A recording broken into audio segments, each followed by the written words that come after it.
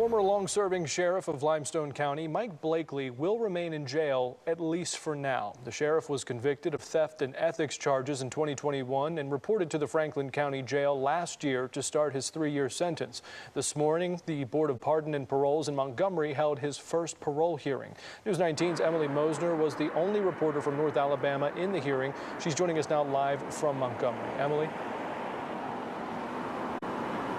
That's right. Well, the Board of Pardons and Paroles was not unanimous in their vote of whether or not to grant parole for former Limestone County Sheriff Mike Blakely. Now, since it was not a unanimous vote, it means that the hearing has been continued to April. Now, only 2 of the 3 board members were present today for that vote. So essentially, 1 board member voted yes and the other board member voted no. Now, the board said the decision was made not only by what was said in the hearing today, but also based on Blakely's criminal file, the nature of the crime, and his behavior while in jail. More than 50 supporters of the former sheriff showed up in support. 3 of his supporters were each given 2 minutes to make a speech to the board about why they believe Blakely should be granted parole. One of the people who spoke, John Plunk, appealed to the board saying that he doesn't believe Blakely would be a danger to the community if released. Now, we did speak to him after the hearing, and he said he's encouraged by what he heard today.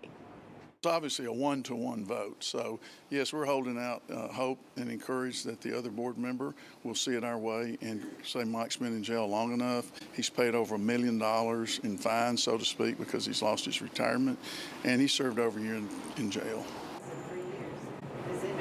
A representative from the Alabama Attorney General's office spoke against granting parole. They argue that Blakely has not served enough of his sentence and that he was only apologizing because he was caught. Again, more than 50 supporters of the former sheriff made that drive down this morning from Limestone County here to Montgomery to be here for this hearing. Now, a lot of them were pretty quiet when that vote was announced, but again, I spoke to them afterwards and they said they're hopeful about what they heard today. Now, that next hearing is scheduled for April 11th. Live in Montgomery, Emily Mosner, News 19.